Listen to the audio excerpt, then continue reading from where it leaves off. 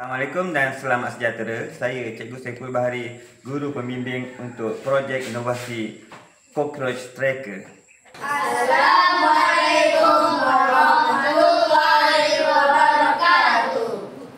Nama saya Muaz Anas. Nama saya Muhammad Atif. Nama saya Muhammad Kafi. Nama saya Afif Zahid. Nama saya Muhammad Khalid. Nama saya Edward. Nama saya Muhammad Adi Teri Zafar. Lipaslah.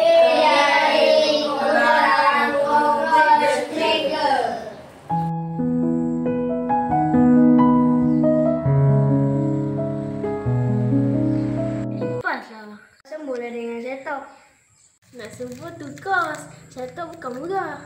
Nak sembuh setup 24 jam je. Kita buat perangkat lipas. Jom kita buat. Jom. Yang digunakan ialah pelekat lalat, bekas terpakai, penutup botol dan peralatan seperti gunting.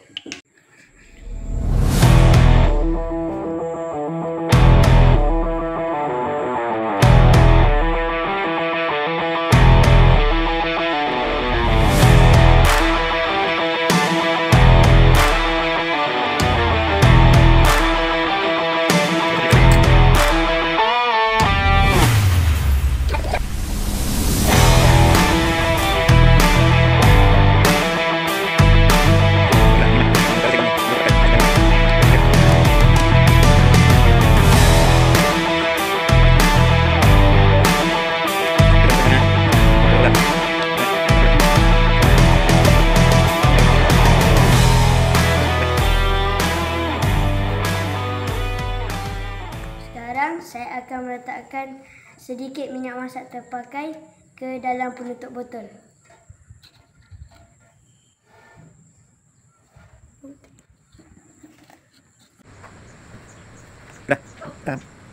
Sekarang Cockroach Tracker kita yang pelbagai saiz sudah siap. Mari kita uji.